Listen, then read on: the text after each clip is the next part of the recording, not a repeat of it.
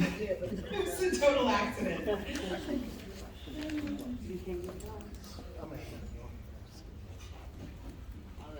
All right, so good evening, everyone. My name is Tabitha Moore. I was asked to do an introduction, but I don't really know what to say, so I do a lot of stuff.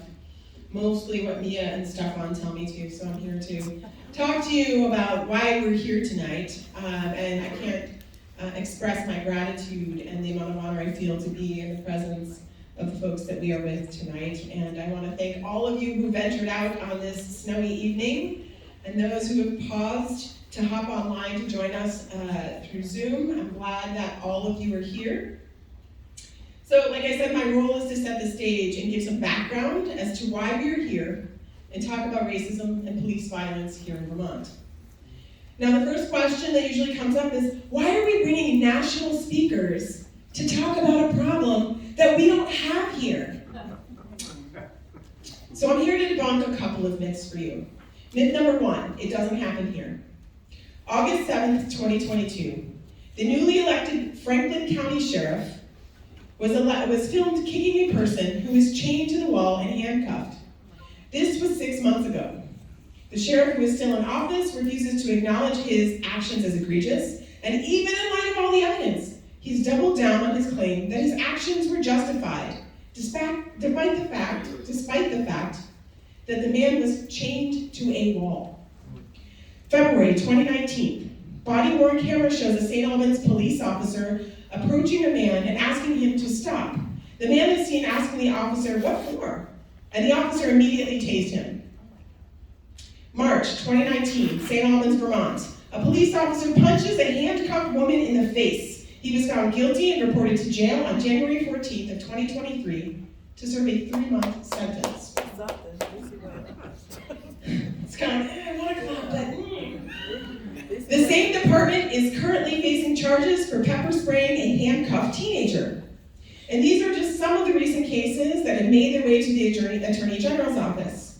As of 1:52 p.m. today, Thursday, February 9th, 2023, the public learned of an investigation involving multiple Vermont State Police troopers alleging that in their off-duty time this week, troopers engaged in racist, misogynistic, and ableist speech. Minimally, this allegation is fracturing the trust between police and communities across our state, especially those of us who identify as Black, Indigenous, people of color, Asian, women, and gender minorities, and people with disabilities. People say that it doesn't happen here, but it does, and it is. Myth debunked. Myth number two, national narratives don't have anything to do with local actions. This is story time for me. I can remember wearing my bulletproof vest doing home visits with my probationers in Syracuse, New York. As my pregnant belly was too full to fit my vest and I conducted my last few home visits before maternity leave, you know what never gave me comfort? Local data that showed me that an Onondaga County probation officer had never been shot. Because I know the national statistics for probation officers and the harm that can be caused when you're in these roles. So we do pay attention to national narratives when it suits us. Yesterday, here across Vermont, we had a very small taste and a close call with the very scary and all too prevalent reality of school massacres, when more than 20 school districts received notice through municipal police departments that our schools were under attack by active shooters. It reminded me of how we respond to the massacres at Columbine, Sandy Hook, Parkland, and Uvalde with deep self-interrogation and honesty about our policies and practices related to the safety of our children and educators. We had no problem at all, throwing billions of dollars toward improving school safety and saying, yeah, we could do better. We have no problem with that. But for some reason, when it comes to racism and police violence, we're slow to offer the same level of self-assessment, resources, or even a willingness to admit that these issues can and could and do happen here. No one is defensive or claiming that this doesn't happen here. We don't need to worry about that when it comes to the safety of our children. Yet for some reason, when it comes to the issue of race, we here in Vermont are resistant. This defensiveness and fragility pose a barrier to community solutions that could actually make a difference. But until those with power and those in policing are willing to consider a different way forward, we're going to be stuck in this cycle. We pretend that Vermont exceptionalism will save us from these very real narratives sweeping our nation. Gun violence is real. School massacres are happening. Racism is real. Racism in policing is real, and police violence is happening. And it's happening here. So let's do away with this myth of Vermont exceptionalism, because we all pay attention to what happens across the nation. It's called best practice. On a personal note, I want to talk directly to law enforcement officials who came tonight. Thank you for being here. I've always been present, always come to the table when asked by my friends in police agencies to help navigate the fallout of racism in policing, whether here locally or in response to national news detailing yet another extrajudicial killing of Black and brown people at the hands of police. Even when I was in the midst of navigating my own issues with racism and threats to my family and my family's safety during COVID, when George Floyd was killed by police, when Breonna Taylor was the victim of a reckless no-knock warrant, you asked me to come to the table and help develop a plan for Vermont public safety, and I did. For free. Many, many times. I was there at the table despite my own hurt and mistrust, because I do believe that there's a path forward and that we must work together to create it. But you must get past your own defensiveness and fragility to be here, to be present, to listen to us, and to follow our lead, for we have been doing this for centuries. Yet when communities across Vermont ask police to show up and talk about racism in policing with the same care and commitment and willingness to see that we are vulnerable and we can do better in our own system of public safety, you continue to respond. And when you continue to respond to national news of school shootings with that same level of care and compassion, some of you, too many of you, resist. Some of you get in your feelings and deny that racism is a thing at all, while others admit that racism is policing is real, but draw the line when people suggest ideas like community oversight models, or even hint that communities consider structural changes to public safety and policing that would benefit us all. A very small group of police personnel lean in, though. And it is you who give me hope and keep me coming to the table and hope that we find a path forward together. I thank you. And would you please get your cousins? But in all seriousness, we need you to listen so that we may all learn tonight. The folks here before you are giving us the privilege of learning from their pain and their wisdom. And with that, I would like to introduce you to some very important people who have a lot to say and a lot to teach us before it's too late. Before this narrative becomes the Vermont narrative in the way that it has in their communities. Please welcome Cephas Uncle Bobby Johnson, Beatrix X. Johnson, Michael Brown Sr., Calvalina Brown, Andrew Joseph, Deanna Joseph, and my friends till the end from the Windham County branch of the NAACP, President Stefan Gillen, and from the Rutland area branch of the NAACP, President Mia Jones.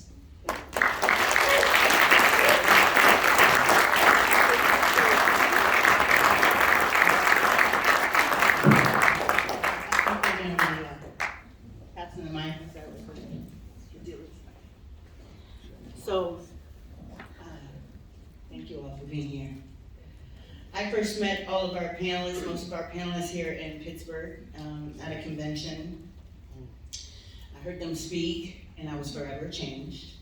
I am so incredibly grateful for you to come here to Vermont. I told you I was gonna bring you here. And there's just, I was touched in a personal way. I'm a Black woman, a Black mother of sons.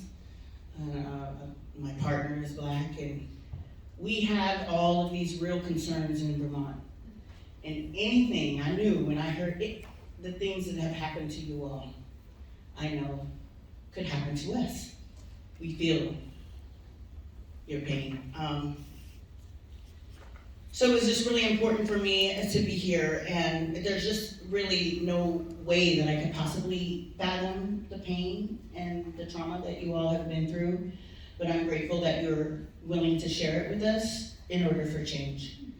I won't take up too much time because I want to hear from you, and I want to make sure that we have plenty of time to have this conversation. I'm just going to pass it over to Stefan, and we're going to get going. Yeah. thing gonna reach, or? All right.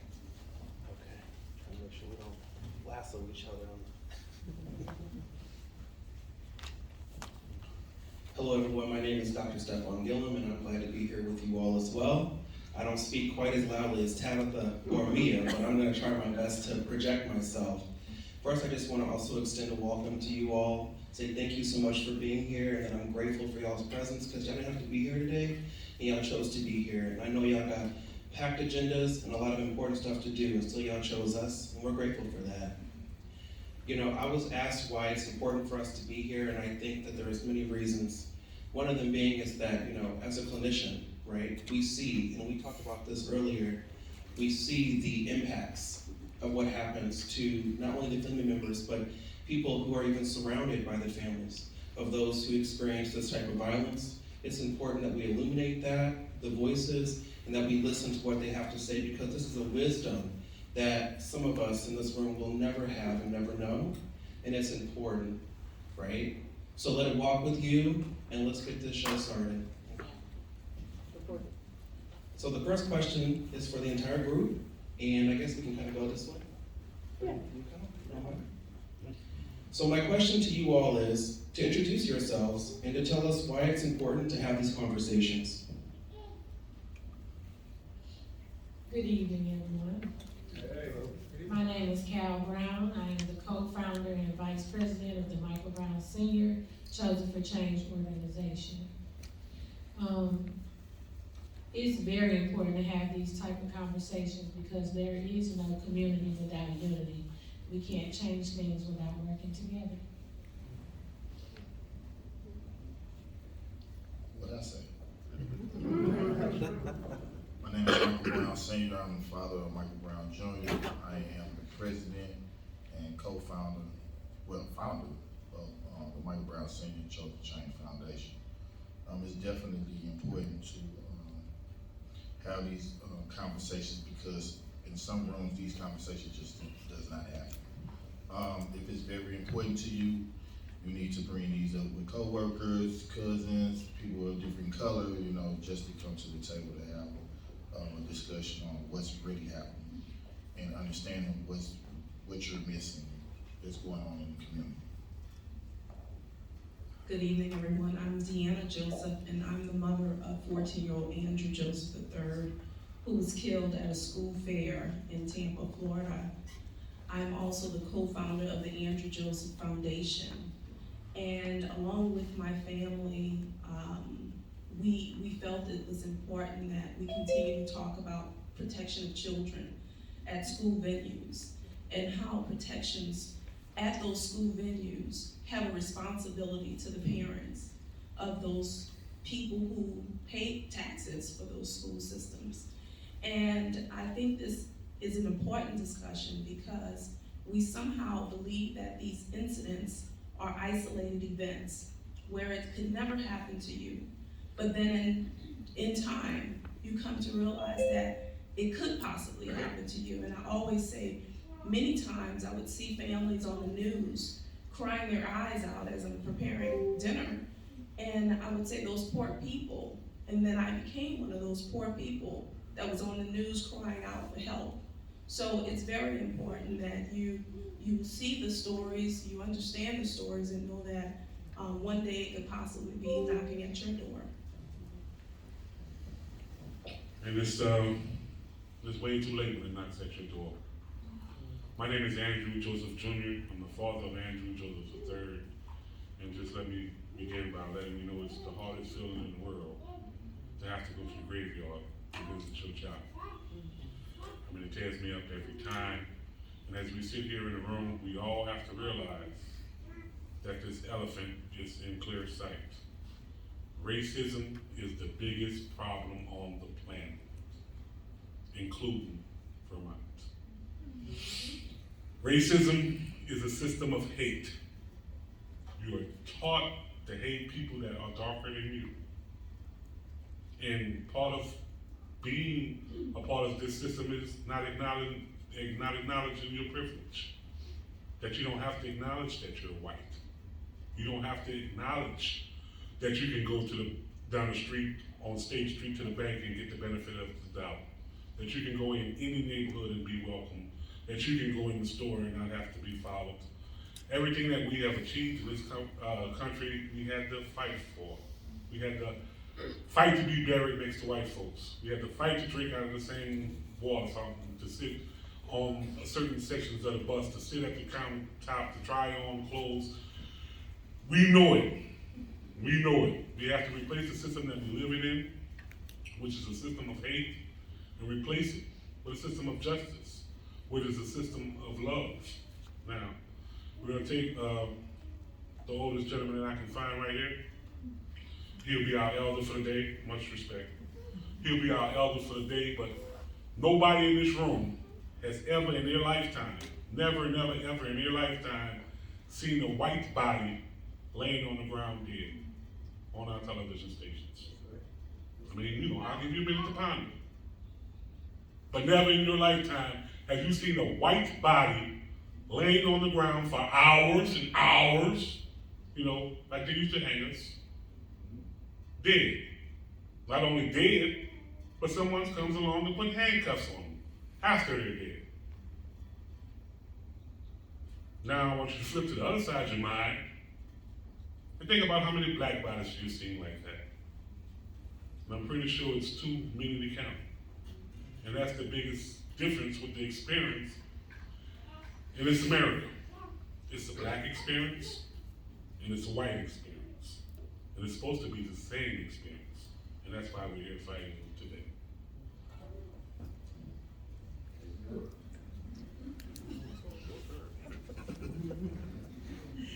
My name is Beatrice X. Johnson, also known as Aunt B. I am the co-founder of Love Not Blood Campaign, Families United for Justice, and Sankofa Humanitarian Project. And I am the aunt of Oscar Grant. I'm also the sister, the baby sister of Dorothy Dale Chambers, right here. My sister who was killed in Phoenix, Arizona, just April the 26th, 2022. She was not killed by the police.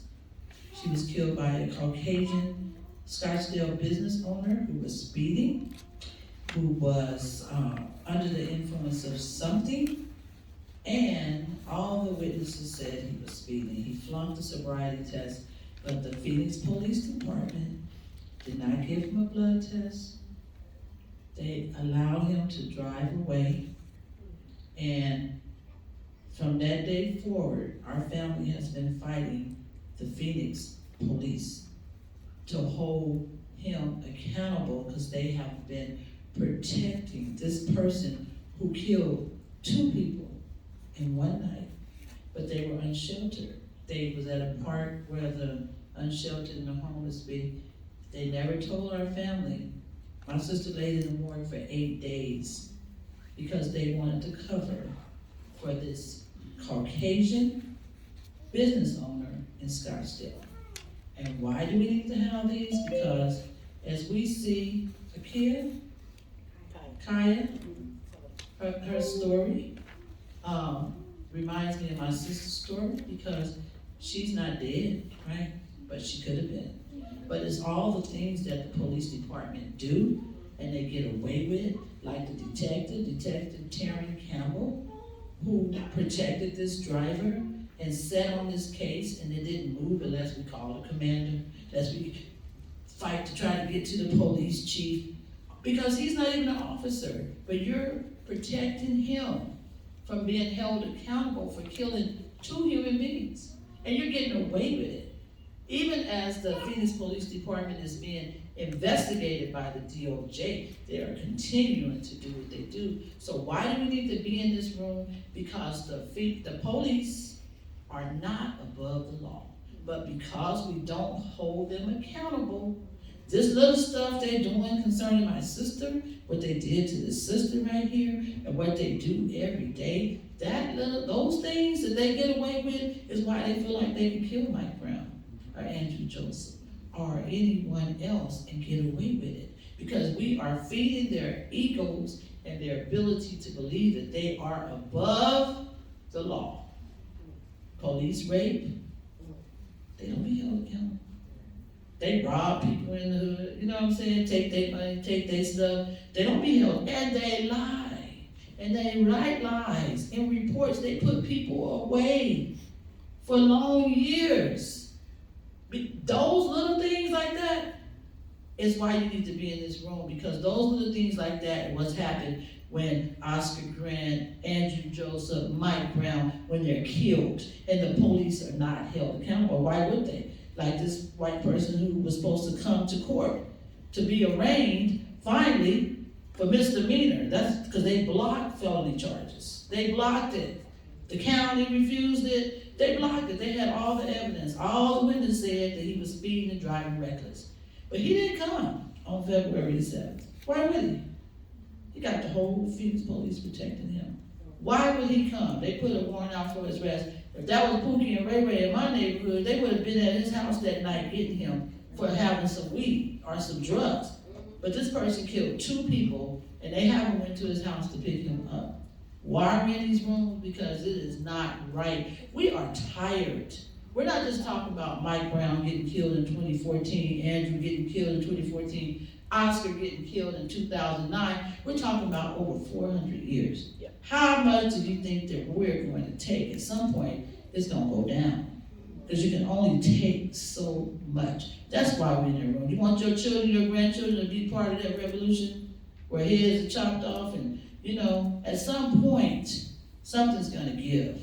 So if we want a better tomorrow for our children and our grandchildren, we need to be in this room, and we need to hold police accountable, because once we hold police accountable, I promise you, half the stuff going on in the communities, they will dissipate.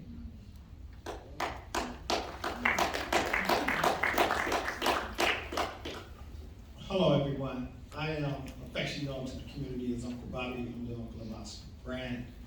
Let me say first to Mia, thank you for inviting us here.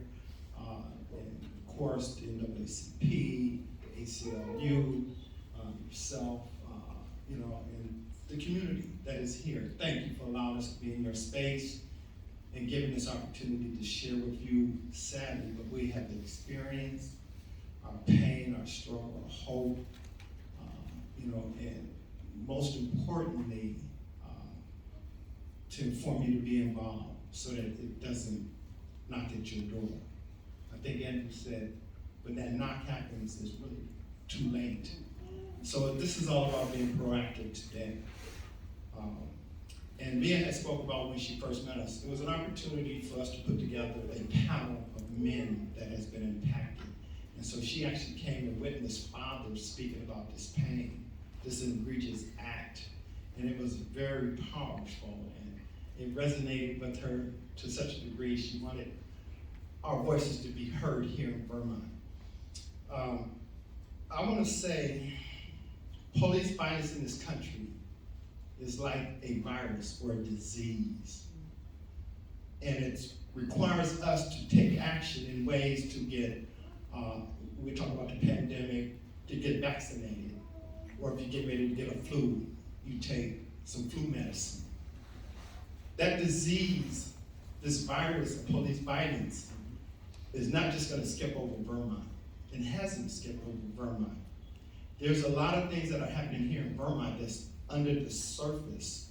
The disease is real, and just recently, as we spoke about what just happened with the Vermont troopers getting together, playing a game, and utilizing racial epithets. How many of you in here already know about that issue that's going on? Well, about half of you, so that's good. Let me ask this question. How many of you actually heard of Oscar Grant? Raise your hand. Okay, about a quarter of you. How many of you heard of Mike Brown? Raise your hand. Okay, much more of you. How many of you heard of Andrew Josephs? Raise your hand. Great.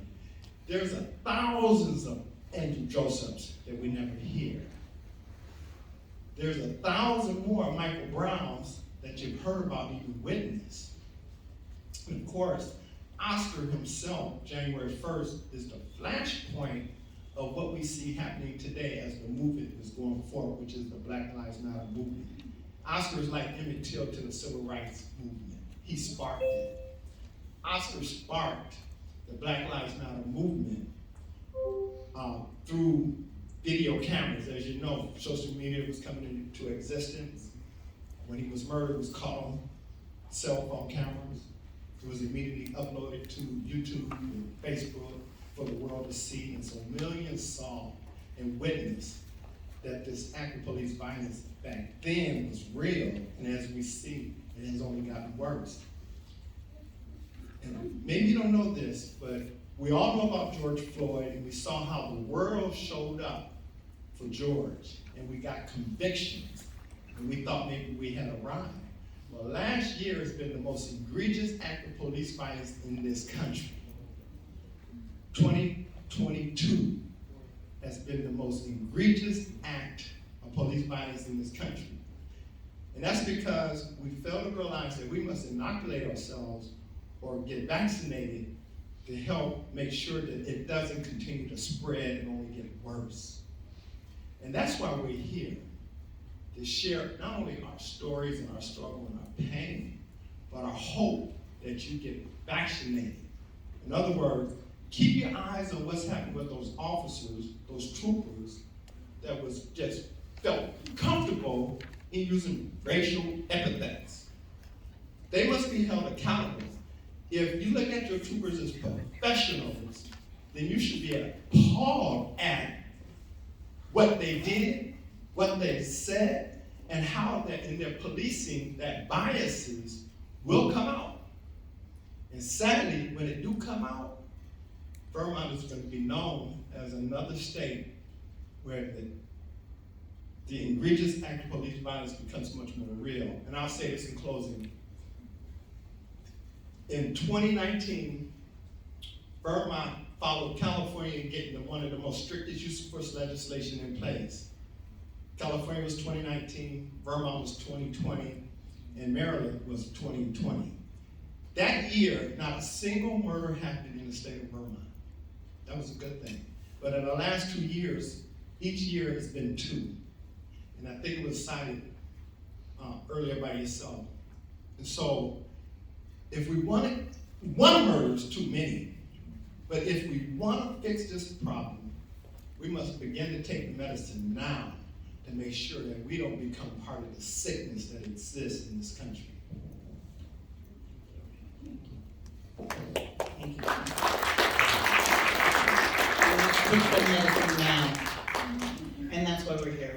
We're trying to give you the medicine, right? Or at least the opportunity to find the medicine, to create the medicine, right? I wanted to also touch on what Aunt B said. It's the little things, it's the lies that we see. Even in Bennington, the town that I live in, right now, ACLU has just launched a case against the Bennington Police Department because of the lies that led to the arrest of an innocent person. And of course, Bennington is where Kaya Morris was not protected by police when white nationalism came to her door. So it's these small things that add up to big things, right? And thank you all for sharing your stories, and I just wanted to find out what's the main thing that you want people to take away from your stories, and lawmakers and everyone, actually, but specifically lawmakers, because this is endemic of a whole root system. And what would you like them to know? Just pass it on. That the disease is real and it's spreading, and that what we want you to, at least what I would want you to walk away with, is how important it is that you become a part of the solution rather than the actual issue. It's no longer straddling the fence and feeling like, well, it's not happening in my neighborhood, or Vermont is not known to be killing black folks or people of color at an astronomical rate. One murder is bad. And what I would want you to walk away with is not wanting it to come to your door by simply becoming involved.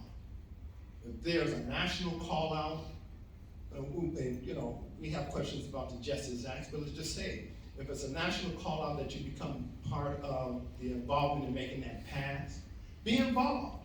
We're talking about police reforms that is about shaping this country to where we're eradicating this disease, this sick virus that's going around in an egregious way and killing people specifically of color. And so, and we're not saying that white folks are not being killed, because we know that's not talked about, and Andrew hit it right on the nail when he said, have we ever seen on national news a white man, white boy, or white child laying in the streets from police violence? No. And so, since we have not, you definitely don't want it to come to that, because once they put on the uniform, it's no longer, I'm a white officer or I'm a black officer. I'm blue now. And anyone can become subject to that pain.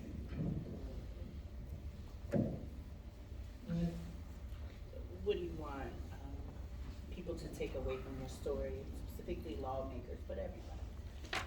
Lawmakers and everybody. Okay, I feel like what I would want everyone to take from this is to first become active. You first become accountable to hold the police accountable. It doesn't matter. You should want police to be held accountable. So it is your duty. It doesn't matter. We have to get out of cronyism, you know, because you know a police officer and that's your friend. They're wrong, they're wrong. It doesn't matter. We have to identify, if you're wrong, you're wrong. We have to hold everyone accountable. So everybody in here is responsible for holding the police accountable, point blank, period. So I would like to see everyone begin to hold the police accountable, not because of their color of their skin, not because it's your friend, but because it's the right thing to do. And so we need to get on the right side of policing. Everybody's mindset should be, if the police do something wrong, they got to be held accountable, because citizens are. We are held accountable. We are held accountable for stuff we don't do. You know how many black people in prison, and and for stuff we didn't do, because you holding us accountable for something we didn't do? Everybody should be held accountable. The other thing I will say quickly is that you can help heal. We're in the healing, that's what we do. So in 2009, when Oscar was killed, in 2010, Johannes Mesley, the killer of Oscar Grant, was the first officer in California history charged, arrested, and convicted and sent. He didn't go to prison because they were protecting him too. Went to jail. That's the first officer ever, right? The next year, when he didn't get charged properly on November 5th, they gave him that little slap in the wrist, right? And before we could get back to Oakland, the police had killed again.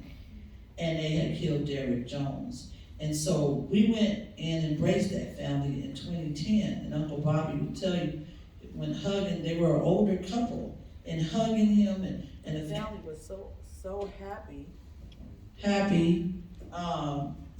that happened, and there was healing in that. So from that point, we began to gather families together so that we can heal. We need to heal, because there's so many. In our database of Families United for Justice, there's 850 people who are registered in Families United for Justice, right? That's a lot of people. That ain't even everybody. So you can help us by helping us heal, by supporting all the work that goes behind what happens after a loved one is killed. We have children, we have sisters and brothers that are traumatized, because guess what? Y'all just see Kyrie? Y'all see Mike Brown? Y'all see every time somebody is killed, these families and us, we have to relive that. We have to do that. Where's the healing gonna come from? It should come from the government. Y'all should be doing things to heal us, but we're healing ourselves. But you can also always support these entities and organizations that are working with families to heal them. You could do that. You could support Love Not Blood campaign, Andrew Joseph, Mike Brown, Chosen for Change, because we're doing the work of healing the families impacted by police. And Love Not Blood campaign, we have been doing this really since 2010. And so we have a conference where we bring the families in one place. We pay for their hotel, their airfare, we bring them, and we have workshops, because we know how hard it is, because we all are impacted. So we know how hard it is every day just to live this, but to have them in a space where they know that somebody really cares about them so they can heal. And if we don't heal these families, if we don't heal people who are hurt, y'all know how it go. Hurt people, hurt people. So one day, you just keep letting it happen. Like I said, the revolution, it ain't gonna be televised. It's gonna be on Instagram, Twitter. It's gonna be where you can see it and you'll have to live it. We're trying to avoid that because our people can only take so much. Remember, it's not just 2014, 2009. It's 400 plus years of oppression. And really quickly, my son was 14 years old. We allowed him to go to the Florida State Fair. While he was at the Florida State Fair, he was detained by the Hillsborough County Sheriff's Department. Never charged with a crime, never did anything wrong in his life. He was an AP student, a child that any parents will pray for. Never had a discipline problem in his life. But while he was at this Florida State Fair, he seen two of his football buddies being detained by the sheriff. So he decided to get off the ride that he was waiting to get on and to go check on his buddies that was being detained by the sheriff. As he was approaching his buddies that was with the sheriff, and technically they were being detained by the green team, the jump out boys, the gang task force at the Florida State Fair. And it was physically harassing these 12, 13, 14-year-old kids. The little boy hat fell off as well as his shoe as he was being detained by the sheriff. My son picked up his hat and his shoe and gave it back to the young man and asked him, "Why are y'all being arrested?" He said, "I have no idea." He asked the sheriff, "Why are these guys being arrested?" The sheriff asked him, "Did you know them?" "Yeah, these are my football buddies. I was supposed to come to the fair and meet them." He said, "Okay, well, you need to come with us." He said, "For what? I didn't do anything." He instructed his partners to go ahead on and get my son and parade him through the fairgrounds. After they got to the back, as a 14-year-old child, "I need you to disrobe. Take your shirt off because I'm the gang task force. And I need to check you for gang markings. You're supposed to have something across your stomach, across your back, and behind your ear, and in between your fingers." Of course, my son had no piercing or tattoos. So here we go. We're not gonna allow you to stay here in the fair. We're gonna put you in an official sheriff vehicle and transport you off of the fairgrounds and basically abandon you without calling anybody. And that's basically what they did. They abandoned him on the side of the highway. It's I-4 down there. It's equivalent to your Highway 89. And just basically dropped him off and told him not to return to the fair. And as he was trying to get back to the safety of the fair, he was hit on top of 89 by one Jonathan Hatfield, white 19-year-old coming from the fair, going to the casino, in our world, coming from the bar, going to the bar. Jonathan Hatfield wasn't given a breath test. He wasn't given a ticket. He was allowed to leave the scene with my son's remains all over the front grill as if nothing had happened. Now this was February 7, 2014. We had went 8 years without a police report. Not one word about what happened to my son that night. I had to jump through all kind of hoops to get any type of answers. Finally, we were able to make it to court, and we went through a 2-week trial, and we was victorious in that trial just this past year, and we was granted $15 million. And then, maybe 2 days ago, we received another letter that's saying for us to get that monetary value of the case, we would have to get a signature from our crazy governor approving these funds. as well as 2 congressmen and senators, and, just all kind of extra loops that you have to jump through, even after you get a verdict from an all-white jury,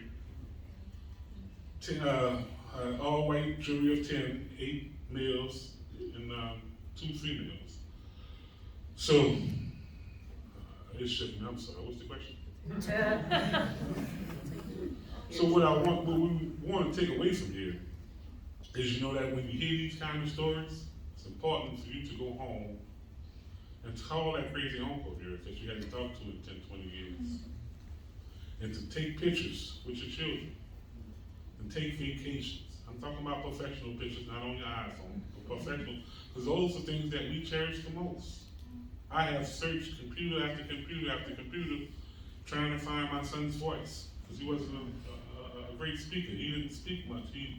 When he said things, it was relevant things, and, you know, he played around a whole lot. But just a whole speech, a whole 5, 6 sentences with him just talking, it's unheard of. My wife took it the hardest because she would spend nights in his bedroom when it first happened. Because when this happens to you, there's different stages that you go through. And that stage 1 is a crazy stage, where it comes with a lot of self-blame, and you blaming others. And 1 minute you're able to smile, the next minute you outrageous. And you know, if we were burnt up, we can go to a burn center. If we was up here suffering from cancer, we can go to a cancer center and get treatment. But when we're dealing with police, there's no treatment for this. There's no treatment at all that's available. And as far as the police are concerned, as families, we feel like the police are the strong arm, the muscle for white supremacy, and allowing it to happen again and again and again and again. So from these kind of stories, you're supposed to go home, hug your kids, because, you know, in our environment, when those blue and red lights come on behind you, you're in a life or death situation. And, you know, our kids are not guaranteed to come back home when they leave. So every day is truly a present, a gift. That's why they call it the present.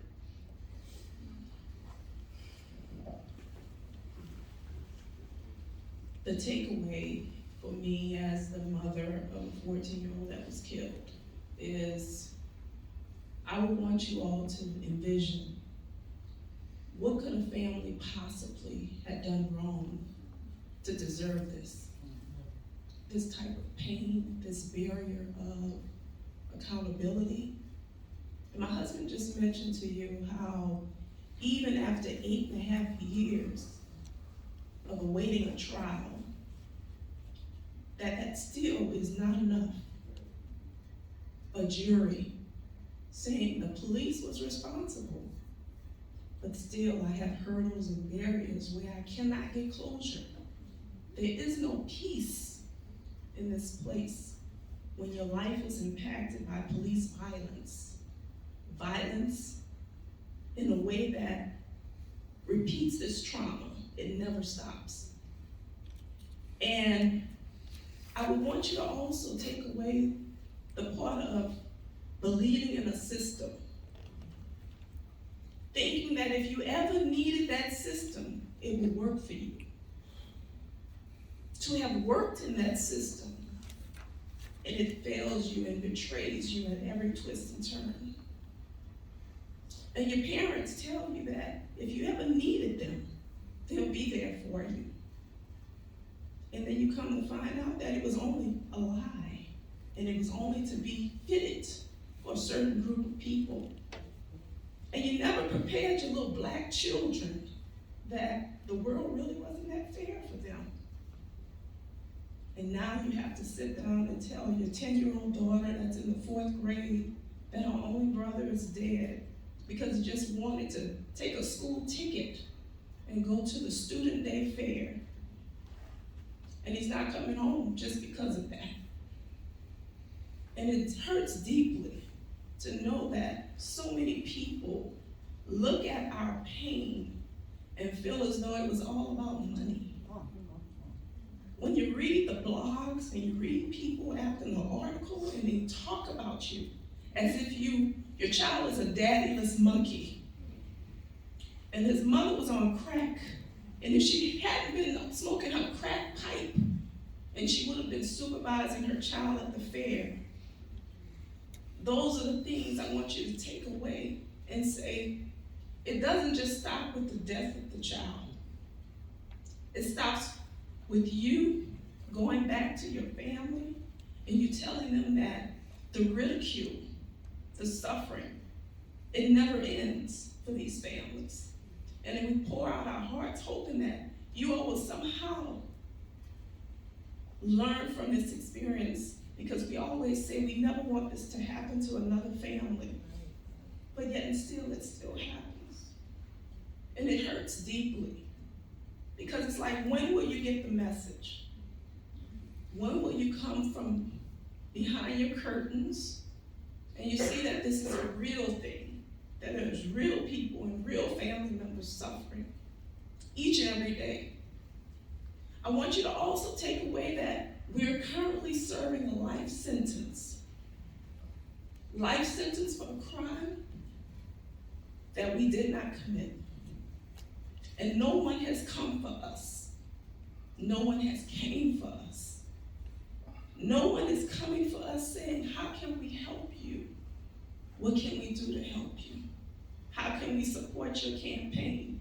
Everything we do, we're doing it as a grassroots effort, because no one comes to save the families that have been impacted by police violence. And it's just too much. And we need each and every one of you to get from your comfort zones and support this cause. Do what you can so that everybody won't have to do a lot, as AB would often say.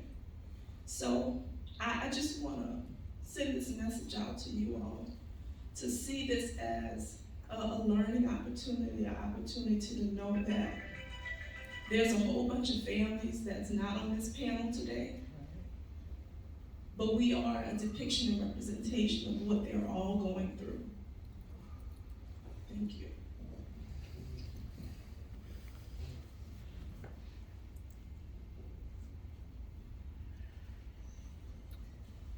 I want everyone to take time to take a moment, do an exercise. Everyone close their eyes for a second. Imagine getting a phone call. Imagine getting a phone call that your son or daughter has been harmed, and you don't even know what the magnitude of being harmed is. Imagine pulling up and seeing your child in the middle of the street, not breathing, lifeless. Imagine seeing him covered or her covered up in a white sheet. Imagine calling for them, calling out their name. Imagine police officers stopping you from even going to identify your loved one. Imagine being told to get back. Dogs, AR-15s pointing in your face, and you just want answers.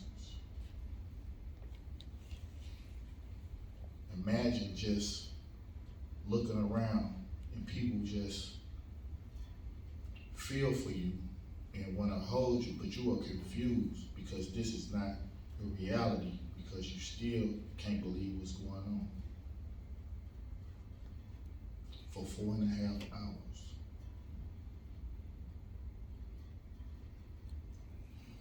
As y'all can open your eyes, that is my reality. Right? So moving forward, and what we want everyone to get from that is someday that could be you guys. Racism, I had to learn racism doesn't even come with a color. It could be black, blue, red, green. Being hateful it don't come with a color. And if you can imagine just that happening to you, this is why we fight. This is why we do what we do. This is why we travel, we hit cities. This is why I stay with my boots on the ground. I don't care where it's at, call me, come, or we come. But that's our real reality of the situation. So we have to be proactive in our communities. We have to have these conversations with people that don't feel that like this can ever happen to them, you know? I was one of those people. I felt like our family was untouchable. I don't know why. I guess that was the way I was raised.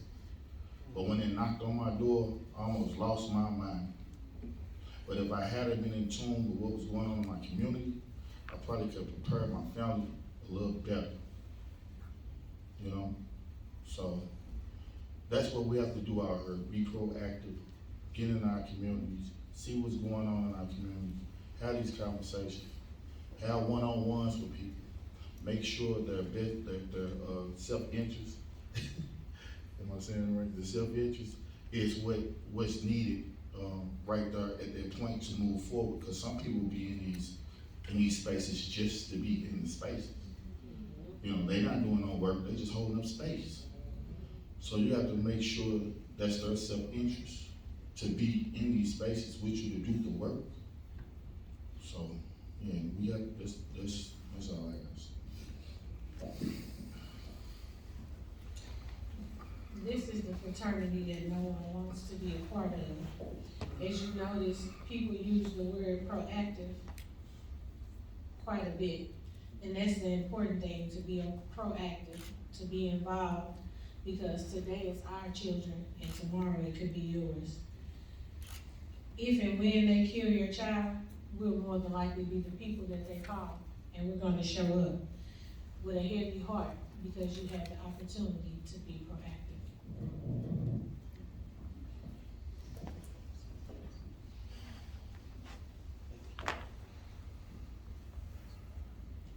So y'all already have kind of spoke to this a little bit when you talked about the sort of things that happen that no one sees. But if you could take a moment and tell us all, what is not talked about in the media? What are the ways that the policing system has minimized your experiences, or even the lives of your loved ones?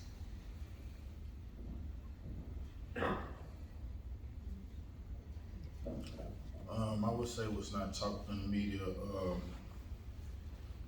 I would say truth.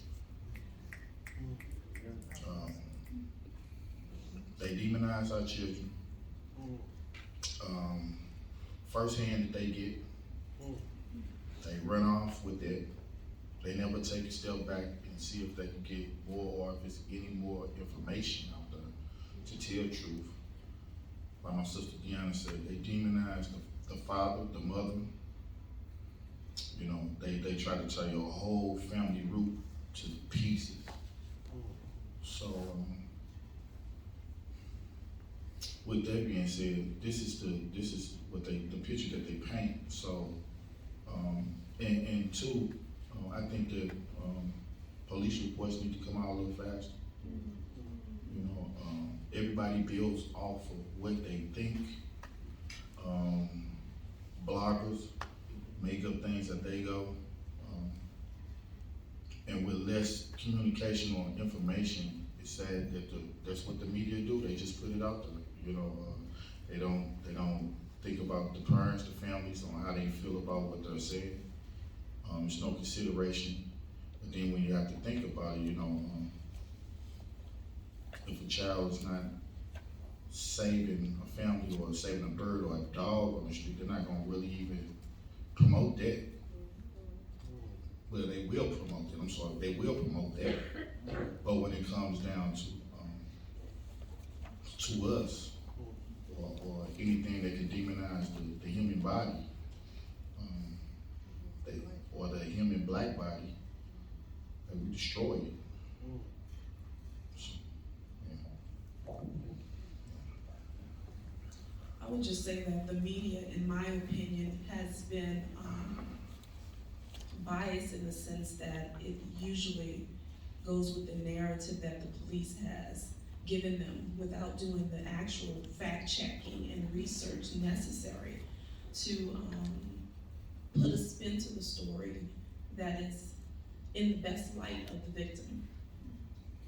When I say that, I also mean in the aspect of whether the individual had a family, a loving family at home, humanizing the individual and knowing that they came from an essence of beautiful people, or that their accolades in the community was that and such. I would also say that the media lacks the ability to be consistent in its presentation of fact, and also knowing that once we've reached the magnitude of accountability, coming back and correcting what was falsely presented. When Andrew, my son, was part of a news story of children who were acting disorderly at a school fair, and children are running amok, no one came back in the media and said, oh, but that wasn't Andrew. And no, that was not part of his story, because the facts of Andrew's case has nothing to do with adjudication or delinquency. But nobody came back to fix that and to give fame and glory to his name. So I would say that if there's media presence here, that we need to do a better job at correcting that and making that part of a normalized behavior. And you know, just like the media, the community eyes is never in a home with these victims and these victims' families. You know, because this thing is set up to destroy your life. It comes with a hospital visit. It's gonna dig deep, deep, deep in your pockets to fight these kind of cases. I can remember early on, we all call it stage one, because you know, in our life, grief is definitely defined as love with nowhere to go. Grief is love with nowhere to go. I can remember one night, fast asleep in the bed with my wife, and I know she was asleep because she was snoring real hard.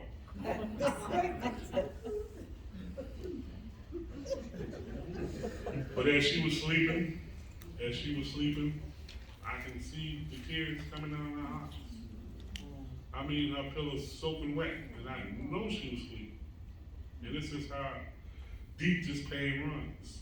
I remember her going up into my 14-year-old son's room and just sleeping in his bed to smell his pillow. And she was beginning to forget what he smells like. And my 10-year-old daughter at the time, her biggest concern was, you know, with me only having one son and one daughter, and you know, in our world was the perfect pair. Her biggest concern was now she won't be able to be an auntie. And you know, we sitting up here asking for human rights. But everybody on this stage was settled for animal rights. And that's a true statement. You see, because you couldn't take a gun and have a dog bark at you like Michael Brown, and then that dog starts to run away, and you run behind that dog and shoot that dog in the back, and nothing happens to you in America. You couldn't stand over a dog like they did Oscar Grant and shoot the dog in his back, hits the concrete, comes out the concrete and back into the dog's body without America going crazy. You couldn't put your knee on a German Shepherd's neck like they did George Floyd. Or you couldn't go into a dog house and shoot the dog in his house like they did Breonna Taylor. And you couldn't put a dog in a police vehicle, drive that dog around 3 or 4 times, and drop that dog off on side of the interstate like they did my son. That dog would have got a phone call to the vet, to the ASPCA, whomever. So at this point, as family members, we will settle for animal rights in this great state of America. And that's what the media is not going to tell you. We're going to hear that from the families.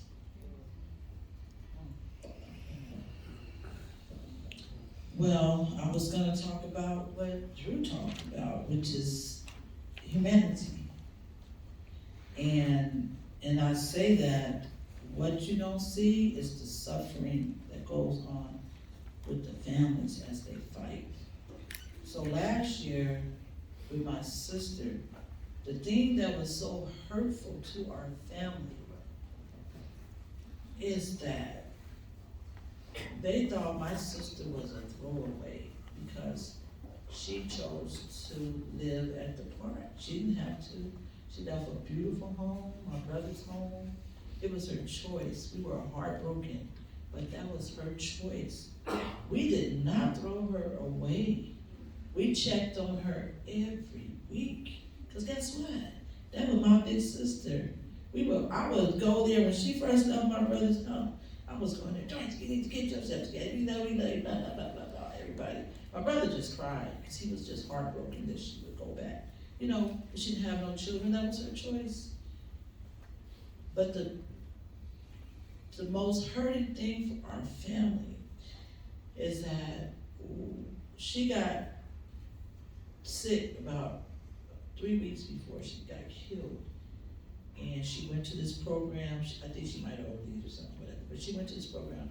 She was clean, she was back to herself, and I said, Dorothy, you shouldn't do that no more. She said, I ain't gonna do that, I'm just gonna do this, right? So I told my niece, go and tell everybody who she is, our address, because they probably gonna call us and tell us she dead in the park. She's 67, she got no business out there, but that's her choice, right? So, I tell my niece to go do that. Because why? We love her. So here comes the Phoenix Police Department and say that she's nobody. We're nobody. My sister is dead. She's been dead for 8 days, and you don't have no compassion for our family enough to know that that's a human being.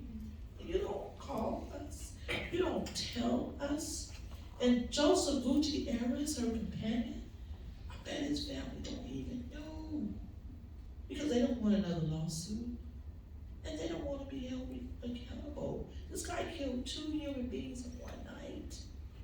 And the Phoenix police is protecting him because they thought they were throwaways. They thought my sister wasn't nobody. They threatened my life. Because I'm fighting, you killed my sister, and you're gonna send somebody by my house to tell me to stop this because it ain't gonna be good for you. No, it ain't gonna be good for you, because at this point, the pain that you suffer when your loved one is killed and there is no justice, and you have to turn around and fight the system, you don't give a damn. I can tell you, you don't give a damn what you got. Hell, we was just in Myrtle Beach. All the families went through a hurricane. After losing a child, a hurricane ain't nothing, okay? So we was with it, right? We was with it. Wasn't nobody scared up in there because we done lost something that's dear to us. So I would say what you don't understand is the suffering. And like I always say, it ain't just now. It's years and years and years. And so I've been working with families. My cousin was killed in 1973 by police, then Oscar. And so I've been working with families for years and years. But something happens when it's your family, for real, right? You know what I'm saying? Working with all these families, seeing all this stuff, and then have to deal just like the Joseph. Their son was not killed directly by the police, but the police killed him. That pain of dealing with the police after they do something, after your loved one has been killed, that is one awful suffering situation. Because they are relentless in being, they don't give damn that your loved one is dead. They don't give a damn that you love them. They don't give a damn. And every day you gotta deal with the pain and you gotta get up and fight. And that's really, really what you don't understand and what you don't see is that, and what I would want you to see is that Black lives really matter. It's not a slogan. Black lives really matter because the truth is, all life comes from Black life. Why are we getting treated so bad? We are the original people of the earth. Why are we getting treated so bad? We really your mothers and fathers. So why do you treat us so bad? Why do you hate us? Simply because the color of our skin. And so this is not just my sister got killed on April 26, 2022. It's not, and I'm gonna keep saying this so that you can get it. It's not that this Michael Brown was killed in 2014, and Joseph was killed, and Andrew Joseph Jr., the third was killed in 2014, and Oscar was killed in 2009, and my sister was killed just in 2022. It's hundreds of years. Our ancestors, we feel that. We are our ancestors' legacy. We are listen, we feel that. Talk about some water. Why do you think we don't play with water like that? We didn't talk about the Middle Passage. Just because you think it was a long time ago, it's in our spirit. It's in us. We suffer with our ancestors. And so this compound and compound and compound, you just keep on doing this to us. Something gonna give. And that's all I'm gonna say. It's not gonna go on forever and ever. Nobody, y'all don't live like this. You can't live like this in white skin. You're not gonna live like this. So understand it and help to stop it. It's not right. At what point do you take responsibility for the trauma that you put on our people?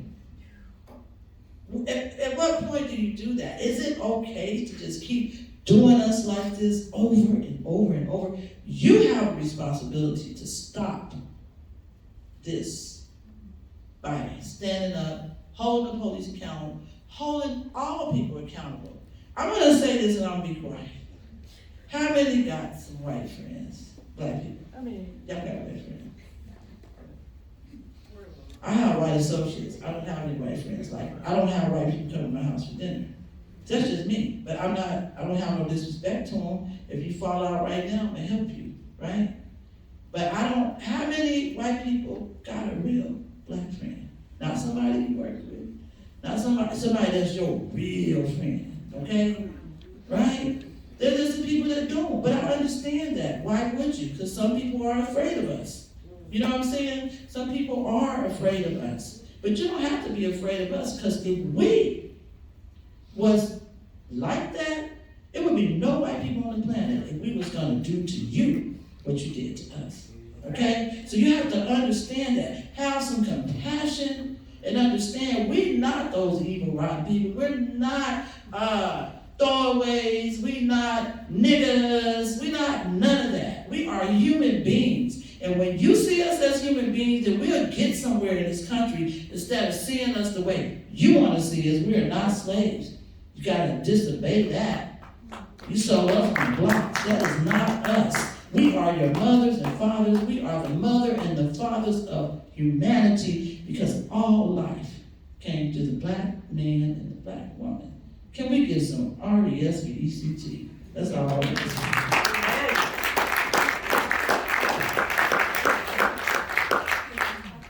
So, what is the media not telling us was the question? What is not talked about in the media? Right. And it's several things, and I'm going to just cite a few for you. For instance, as Andrew talked about the dog and, killing a dog and how you could be arrested for it. The policing agencies and the DOJ realized that there was a lot of police dogs that was being killed, and not just police dogs, but community member dogs in the pursuit of arresting an individual. The individual dog barked at the police and they shot and killed him. So when the complaint went out, basically by white folks, that astronomical amount of dogs were being killed, the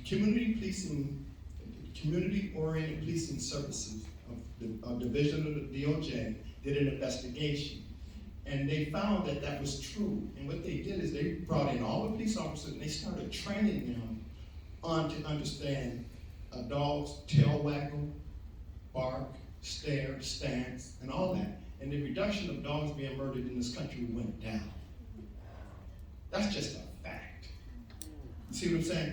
The media is not telling you that there are ways that we can kill this problem by simply taking the steps that are necessary to do it. The media is not telling you that the death certificate of many that are being killed by the police is mislabeled. And you can read that in the New York Times.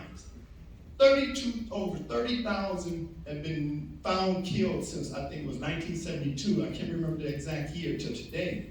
But only 15,000 are actually labeled correctly. That's undercounting purposely.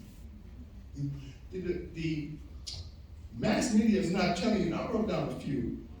Another good one is that the number used to be 56% of those that were being killed were in a mental state crisis.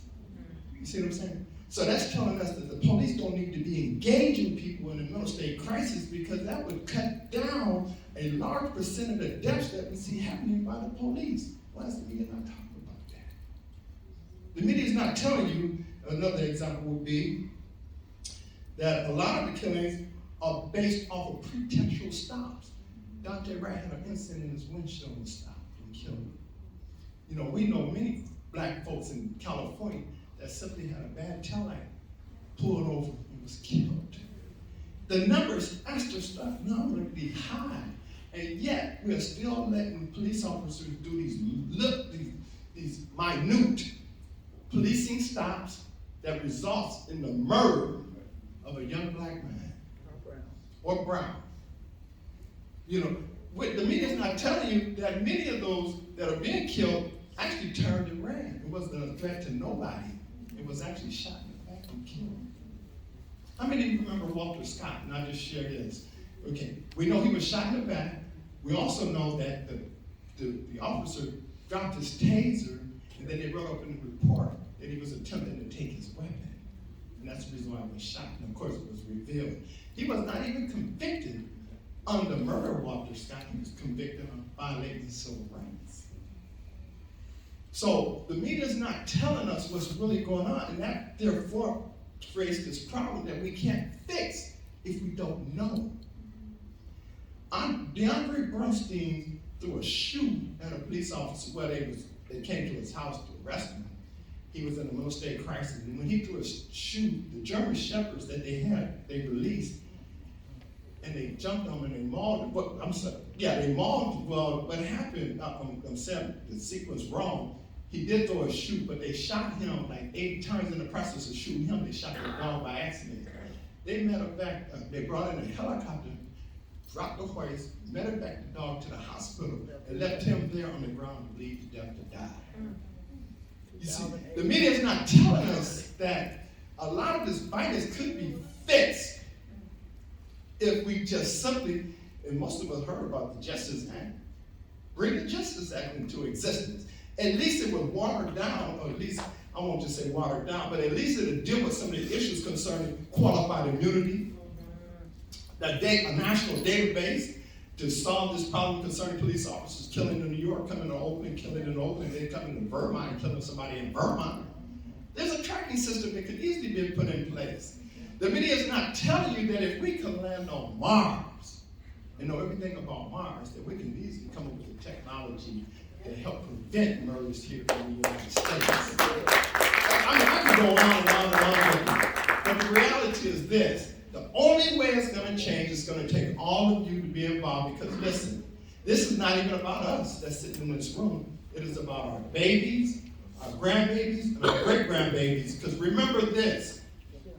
If you fail to take a stand today, it will be your baby's demise tomorrow. We have an obligation to our children to make this system a better place for us all to live.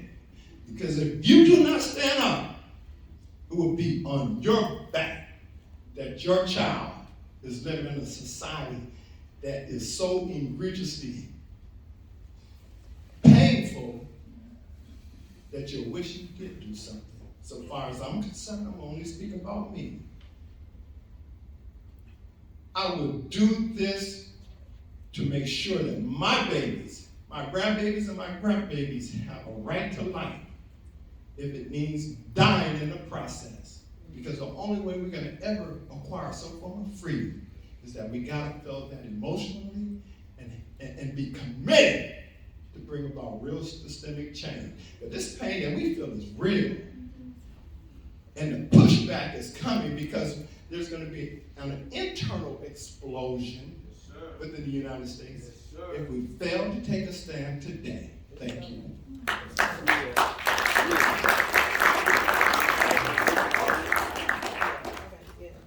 I just wanted to mention something about the media and the what I call the propaganda. And we see it, right? We see it with the draft, SVU, all of these shows showing that police are going to rescue us. They're going to solve the problems. They're going to come up with the bad guy and help us. We can see here that's just for a select group of people. And the reason I wanted to have this panel was to kind of dispute that propaganda. To say, there are humans here who experience real pain, people who sit at dinner tables just like you do, go to soccer practice, football practice, and care about their children, tuck them in at night. That we love our children, we love our aunts and our uncles and our nephews, our siblings, and we matter. We have more questions, but we're running out of time, and we wanted to give the audience an opportunity to ask a few questions. If you don't mind, stick around, and then ACLU wanted to close us out to talk about some of the Vermont statistics here when Uncle Bobby was talking about pretextual stops. We got a lot of that stuff going on here, right? So a couple questions. And if you could target it towards one of our panelists so that we can kind of keep it going. It's snowing and stuff. Is that you, Malcolm? Off, I guess. How you doing, man? Hey, Malcolm. I just want to thank y'all for doing this, first of all. There's so much I could say right now. I'm going to have to really, not say as much as I would want to say, but I'm feeling what y'all going through right now, right? Just with me speaking, because I've lived in all of the places pretty much except for Florida and seen that happen and know what's going on. People in Vermont, they like to hear this. They like to see this like it's a movie, like it's some sort of trauma porn, right? And I know you may have heard that word before, but the reality is if you're not going to do nothing after hearing that, Come on. then what's the point, right? What's the point of it? So I want to thank y'all and extend my own sorrow for your losses, because I've lived the same thing. I've had family members also be murdered by police inside the lockup. In any event, so I had to write a couple notes because I tend to forget things. So I'm going to make this as brief as I can. With respect to the media, see, you got the media up here in Vermont, and Tabitha, I think, opened that she talked about some cases people were getting handcuffed and punched, et cetera, et cetera. You also got people like Jean Marie, who right here in Barry disappeared. Yeah. You don't even know where he is. You don't know where he is. Then you got Keith Gaston over here in Winooski. Gaston for 4 years now, gone. No answer. November 2019, he supposedly jumped off the bridge because of surveillance tape that nobody saw. None of you law enforcement actually following up on that, but the media said this is what happened because they got word from the police that that's what happened, and that's what was printed. His wife died shortly before that. She was white, he was black. So in a lot of people's minds, boy, you probably did something, so we ain't even gonna worry about it. You know, this mentality is ingrained in people, right? So, you know, Denise Hart, 24 years old, body turned up somewhere south. I forgot where that was. I don't even know if they're investigating what happened to him, right? So these are the stories that you don't even hear twisted on the media. When you hear it on the media, it's already twisted, but you don't even hear these stories. This is just, it's gonna disrupt the veneer of what Now, Vermont is. I need you to ask a question. I'm sorry. I don't know if I got a question. Well, I think you do. I appreciate this. Just two statements. Number one, there's a symbiotic relationship between black bondage and white freedom. So that's why is the answer to a lot of these questions, why these things are going on, first and foremost. And just to the sister up there who said this, we ain't never scared, baby. We ain't never scared. That's how this is gonna be. And I appreciate you letting them know what's coming if they don't fix this. Thank you. Thank you, ma'am. Anybody have any questions? Anybody, This was a lot to put together, y'all. This is your time. anybody. So, Don't be scared. sorry. I'm just gonna say, you know, it took a lot. I was encouraging. I'm a newly elected legislator, right? Yes. And so, as I sit here and I hear your stories, after having my own personal experiences with the police, traumatizing, raising a black son, right, to the age of 18, that was my goal. Right? Like, and so my question to you, as I sit here in this seat, in this space, in Montpelier, Vermont, away from my children, that I'm worried every day that I'm not there, that I'm gonna get that phone call, that I'm gonna get that knock. What can we, the legislation, what can we do? How can we pass laws that effectively protect us? Because I'm here and I'm trying to figure it out. Who wants to take that? I'm just gonna say, you're in Vermont, Yeah, she's a legislator. you need to get some more people in the legislature. Amen. That's what you're gonna have to do. Amen. That's the reality for you. If you're talking about legislation, because you by yourself, Amen. and you should know that. So what you need to do is get your boots on and hit the ground and do that with us until you get enough people in there to do that. You can present it, but you know the reality. Come on, deal with reality. Don't go pipe dreaming, It wasn't okay? you. It was really the question was for them. Right. I wanted to propose it to you. Right. Go get some of them to join you, and then you're gonna get somewhere. But until you have that, I wouldn't spin my wheels with that. Why? You could be helping your community build so you can take a bunch of your community there with some power behind what you got. You got a seat, but you need the power behind the seat. Because a seat without power is gonna do nothing. You saw what happened when Trump was in office. They didn't get a damn thing done. Why? Because he blocked all that, him and his friends. You ain't dealing with nothing different here. So what you do is get in the ground with the community and the people, build you a power source, and then run up in there and shut that shit down.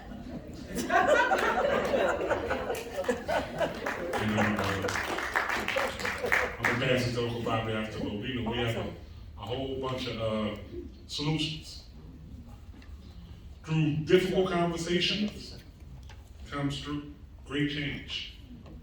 Through difficult conversations at your dinner tables, with your in-laws, with your church members. See, because, you know, as black folks, we can talk till we blue in the face, but we can't cure racism. Only the people that created racism have the power to cure racism. So, as far as solutions are concerned, police should have their own insurance. It shouldn't be living off the taxpayers' money. So when they're doing bad, their own insurance pays for it. And the Lords of London will ensure that there won't be any bad police because their rates will be so high. Solution number one. Solution number two. If you're in prison, like a lot of us are, and you have a job, like most prisoners do, you should be paid minimum wage, whatever it is in your area. That way you can be in prison and still be a father and a mother at home. And if you happen to have to spend 9, 10, 11, 12, 13, 14, 15 years in prison, instead of coming home with that $200 check for being paid 13 cents an hour while you was there, if you was paid minimum wage, you're coming home with a significant amount of money that will stop that revolving door.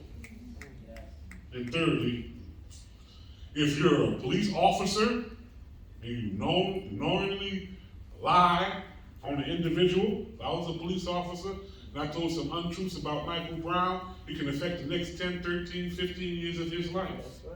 So if I'm understood in a court of law to have written down false statements about Michael Brown, I should be able to be prosecuted. That part. When you go to court and you're found innocent, that means the police lied. In my situation, it was said by the jury that 90% of what the sheriff said was a lie in our situation. So those are some solutions that we need to stand on. We need lobbyists lobbying for the ghetto. There's nobody lobbying for black interests. We need lobbyists that's helping us because we have a different experience in this world than other people. And we always have. If we don't do it now, you're not only going to be worrying about your 18-year-old son, but in another 10 years, you're going to be going through the same situation with your grandchildren. And worrying about that telephone call and that knock. And whatever happens to black folks today will be in your backyard tomorrow. We had the crack, we had the drugs to begin with. Matter of fact, those in your neighborhood. We had the disease. Now it's in your neighborhood. So we're going through this today. Guess where you're going to be tomorrow? If you don't do something today to stop it. Now, I'm a pastor. But biblically, the Hebrews was outnumbering the Romans. So the Romans sent their police, their soldiers of the day, which was the police of that time, to the home of the Hebrews to kill their first sons. They hung Jesus on a tree of their time because he was the king of the Hebrews, the king of the black folks. So instead of hanging him with a rope around his neck, they nailed him to the cross like they did during their time. But you have the opportunity to correct the wrongs of your forefathers. And somewhere in the Bible, they said there was 3 people on that cross. One was Jesus. And there was one that was saved in the last hour. A thief that was saved in the last hour, and that's where we are now. Those trumpets are about to sound. What have you done to fight this disease called racism? Besides listening to some sad stories. It's time to put the boots on the ground and put the work in.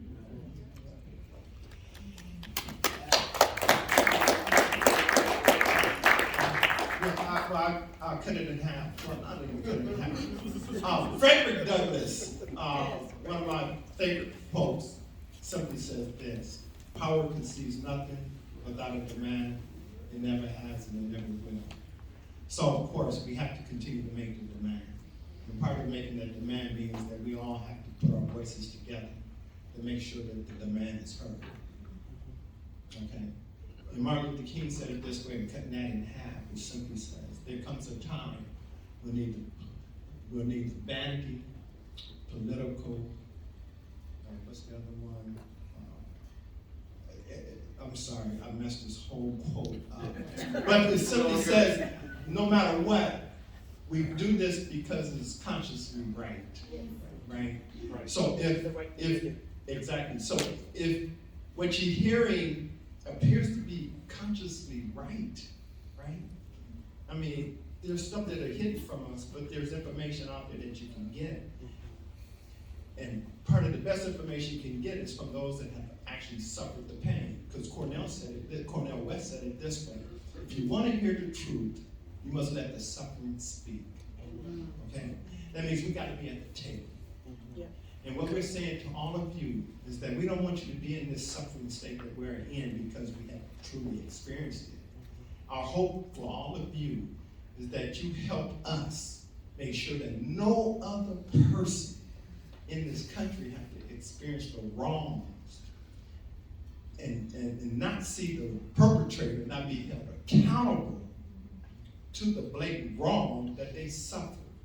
Accountability, transparency is utmost important when it comes to policing. And I'm gonna close with this, right? It basically goes like this.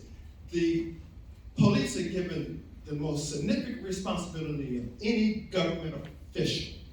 They have the power to kill. But that power must be governed by common sense legislation that protects human rights and saves human life. That's what this is all about. That's what this is all about, making sure that we keep our rights and we have a right to life. And we are calling on you to help us make that a reality.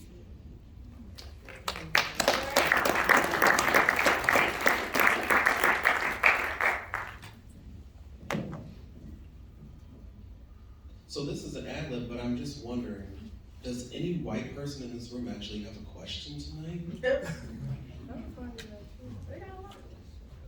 Okay. One thing I want to say, I want you to ask your question. I know we have to get out of here, but I just wanted to just ask it, right? I also want to say that I think it's important for us to pay attention to our nervous systems and to ask ourselves why they're stuck and how they're going to get unstuck, right? Because this is internal before it's external, right? Question? What I was going to say, I'm going to stand up. What I was going to say is actually speaks directly what you just said. I was sitting there in my seat, feeling very grateful that you all are here in Vermont and wondering what feeling unworthy. You came all the way, you suffered more than most of us will ever suffer, I hope. We didn't do anything for you when you were suffering. Do that. You came here to tell us about it. So I was sitting there trying to think of a question to honor you in that and feeling I don't got anything to try to match that. So I wasn't going to try, but it just seemed appropriate to try to say something. So thank you. I just want to say thank you. Someone said it's been over 400 years. The first slave ship from Portugal to Africa to South America sailed in 1524. So that's 500 years coming right up. So I think that's enough. I think of it as the war in Africa. I think that's enough time to end it. And my question would be, anything else you would want to add? Any other ideas? Anything that you want to leave us with? Anything you want to leave us with was the last question? Real quick. Real quick. I know we got to be quick.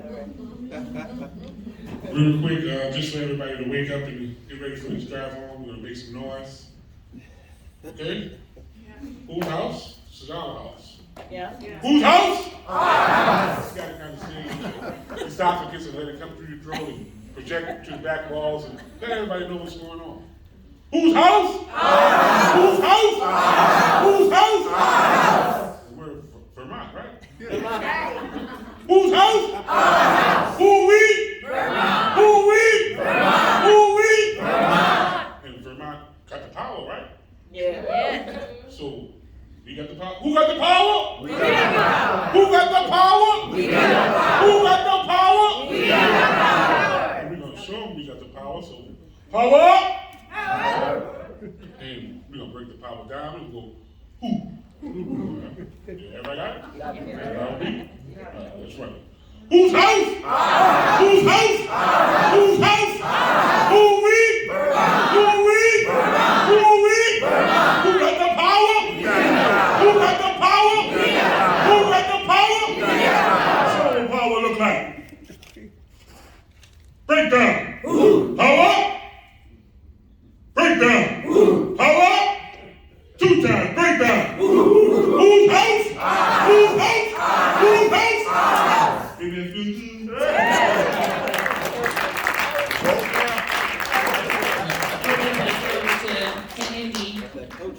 To bring us all out. Thank you all for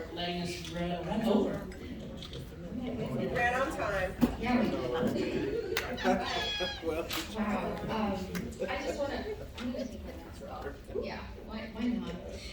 I just want to take a moment to thank all of the speakers for coming out and sharing their stories and being in this space, which is full of white people, which is like, honestly, the case in Vermont. And it's always so scary to be sharing these stories when people may not be receptive. And so I just want to thank y'all and uplift Black humanity and support the healing of Black families that have been traumatized by police violence. And you can, on the back of these little palm sheets, you can see how you can get involved, where you can donate to the Love Not Blood campaign, and we ask that you do, so that you can support, again, Black humanity and healing. And I just want to thank everyone who came in and listened to these stories, as it may not be easy to hear, but we hope that you can walk out of here with a little bit more energy to stop and eliminate police violence in our state and across this nation. I just want to emphasize that it does happen here. Okay. Yes. Racism permeates all of our lives every single day, and it is uplifted and amplified through policing. And so we have a lot of work to do. We have so much work to do. And I just want to ask y'all, if the only thing that y'all do moving out of this is signing a petition, please do. There's a QR code, yes, Jess is back there. There's a QR code that you can scan to sign. You can also find it at aclubt.org/act. And this is a petition to eliminate unnecessary interactions between law enforcement officers and our community members, and to also increase police accountability in this state. And just as a way to celebrate more of the work that is being done in the state, House Bill 176 was introduced this week, which is a bill that will limit unnecessary traffic stops between our community members and law enforcement officers where there is no threat to public safety or to the safety of others. So more on that to come. And just again, I want to thank all of y'all for being here. Please take action by signing the petition, by getting engaged with the Love Not Blood campaign. And now I'm going to pass it to Tabitha. Thank you, ACLU. I wasn't supposed to close it out, but our friend Susanna Davis, I don't know if y'all know Susanna Davis from our Office of Racial Equity here, has gifted us with 3 incredible resources. So if you are sitting in this audience trying to figure out what are your next steps, continue your educational journey, get out there. Remember, we didn't know what to do. None of us were given a playbook, and if you are inspired, then that means that you need to take steps too. We just have gone along and done what we had to do to get on. Do the same. So the first book is Stamped. The second one is Ta-Nehisi Coates, Between the World and Me. And then the third is Local, talking about It Happens Here, The Most Costly Journey, Stories of Migrant Farm Workers in Vermont, drawn by New England cartoonists. So we will have those available in the back for you. There are only a few, and for our friends on stage, you get first pick if you want to. So just really quickly, I just want to thank once again Mr. Uncle Bobby Johnson, B. Johnson, Michael Brown Sr., Ms. Paulina Brown, Mr. Andrew Joseph, Ms. Deanna Joseph, and I cannot tell you the resource that we have with our Vermont branches of the NAACP led by fearless leader President Stefan Dillon and fearless President Mia Schultz. Thank you, and members of the ACLU.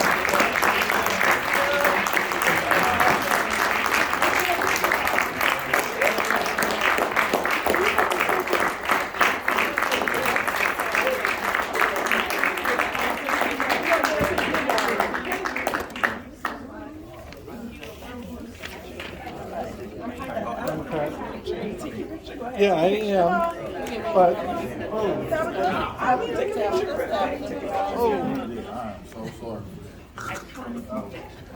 Mr. Joseph and I are both cheerleaders. He's got to get mad. Whose house? Okay, yeah, whose house? Yeah, there we go. Oh, I wasn't looking, I'm sorry. Okay, another one for Uncle Bobby. One more. One more power up. Okay. It's the possibility. Wait, can I get it on? Yes.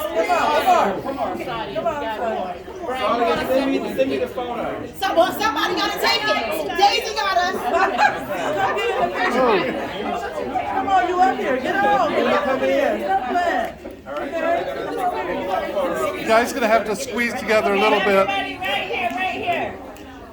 Whose house? Sonia's house. We got it? Everybody got it? I think so.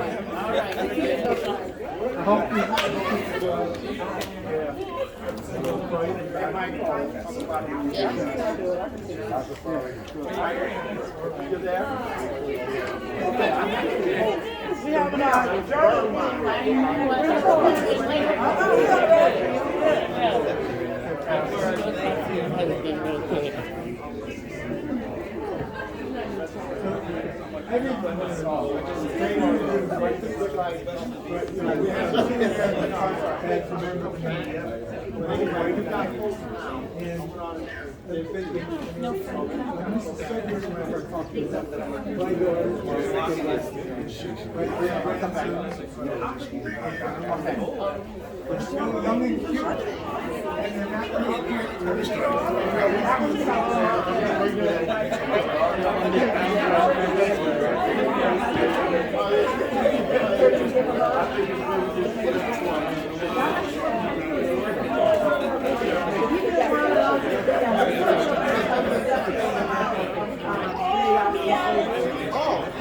This is about Vermont.